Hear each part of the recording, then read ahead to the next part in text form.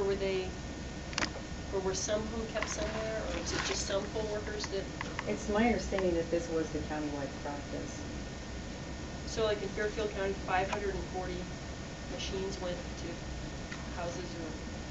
And I think we may have to try to verify if any counties are doing a combination. But it's our understanding that it's been our impression that if the county uses the practice, that it's something that's done consistently.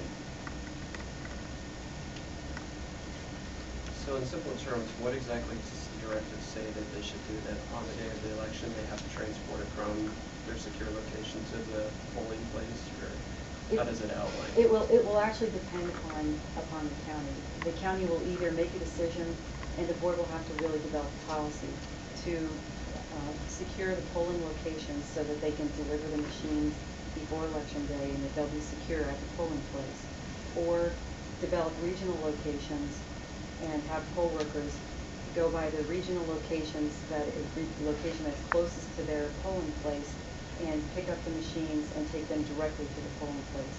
We utilize a chain of custody form, so we'll be able to track whose hands the machine has been from the time it's left the board until the time it's returned back to the board.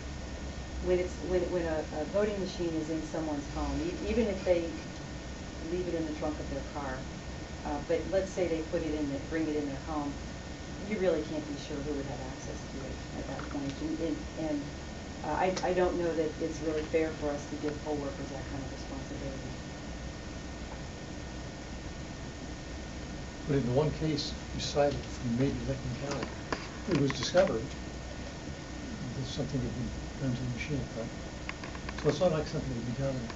I'm not sure what the concern is. Well, frankly, I think people would be a bit concerned to think that the voting machine was opened and voted on, and at all. Any tampering is discoverable. Oh, well, on election night, I guess.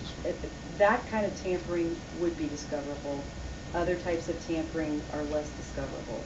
And when we go back to the issue of risk, we obviously want to minimize risk, and risks that can be detected are more easily recovered from. But there were no instances of tampering with memory cards or anything like that that you're aware of? Well, we don't know of any. But with the Premier machines, we've already experienced difficulties with the memory cards properly uploading into the server. And if we can eliminate an area of unknown as far as where the machine was and who was handling it, it makes it that much easier to isolate any problems that would occur later on. The Association of Election Officials had previously been opposed to sort of what this is requiring. If we discuss this with them, are they satisfied with the reimbursement aspect of this? My staff had some initial discussions with their lobbyists who had indicated that they had been working on some proposals and that there seemed to be some middle ground. So this will be, what happens after we issue a directive is oftentimes people have questions and they start looking at the finer points. So if they bring up some finer points that we can further clarify, we'll be happy to work with them on it.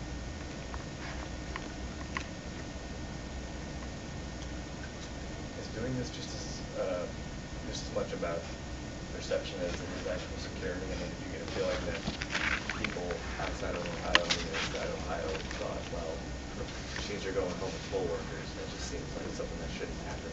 Is this about perception? Is this as much as about, reality of security issues? This is first and foremost about security. It's security and reliability, because we also know that a machine, by November, it may be cold, and Ohio has unpredictable weather, as we saw in the primary.